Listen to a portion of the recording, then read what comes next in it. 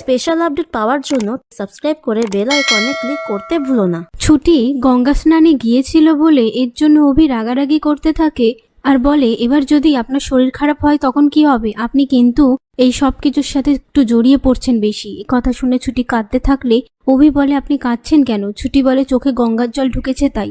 তারপর অভি সেখান থেকে চলে যাওয়ার পর ছুটি আপন মনে বলতে থাকে, মাই তো আমাকে এই উপোসটা করতে বলেছে, এর জন্য তো আমি উপোসটা করলাম। ওদিকে রোমা পার্কে এসে ইন্দ্রকে দেখতে না পেয়ে চারিদিকটা সুন্দর করে বেলুন দিয়ে সাজানো দেখে খুশি হয়ে যায়। ঠিক তখনই ইন্দ্র টেডি বিয়ার সেজে রোমার সামনে এসে কথা বলতে থাকলে রোমা ভয় পেয়ে যায়। তখন ইন্দ্র নিজের পরিচয়টা রোমাকে দিয়ে খুব রোমান্টিক ভাবে প্রপোজ করলে রোমা নিজের সুবিধার জন্য ইন্দ্রর প্রপোজালে রাজি হয়ে হ্যাঁ বলে দেয়। এদিকে অভির গাড়ির পাশে অন্য একজন গাড়ি পার্ক করে দিলে সেই নিয়ে অভি তার সাথে ঝামেলা করতে থাকে। সেই মুহূর্তে ছুটি সেখানে আসলে তাদের ঝামেলা থামায় আর জানতে পারে অভি ঝামেলা করছিল কারণ সেই লোকটা অভির গাড়ির পাশে গাড়ি রেখেছিল, সেই জায়গাটা অভি ছুটির গাড়ি রাখার জন্য রেখেছিল তাই। এ কথা শোনার পর ছুটি সেই লোকটাকে ধমকালে লোকটা সেখান থেকে চলে যাওয়ার সময় বলে, আপনি আপনার এমপ্লয়ের থেকে টাকা কেটে নেবেন। এই বলে চলে যাওয়ার পর অভি ছুটির সাথে ঝামেলা করে আর বলে, আমাকে এমপ্লয় বলল, আপনি কিছু বললেন না?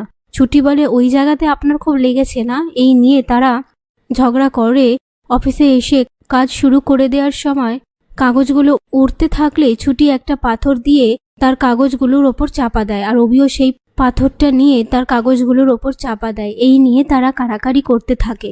তারপর ছুটি রেগে গিয়ে সেই পাথরটা অভির দিকে ছুঁড়ে মারতে গেলে অভি ভয় পেয়ে যায়। এরপর ছুটি তার কাগজপত্রগুলো আনন্দকে দিয়ে সোফায় আনিয়ে কাজ করার সময় অভি ছুটিকে শুনিয়ে শুনিয়ে কথা শোনাতে থাকলে ছুটি রেগে যায়। তার মধ্যে একজন লয়ার আসলে ছুটি অভিকে ফাইল আনতে পাঠিয়ে দেয়। সেই লয়ারটা অভিকে একটা ফেক দলিল একজনের নামে দেখিয়ে বলে আশ্রয় বাড়ি কিনে নেওয়া হয়েছে। এ কথা শুনে অভি একটু অবাক হয়ে ইন্দ্রকে বলে, এই দলিল অনুযায়ী তাহলে দেবদত্ত রায়চৌধুরীর ওই বাড়ির ওপর আর কোনো অধিকার নেই। ইন্দ্র বলে, তুই ছুটির সাথে একবার কথা বল না।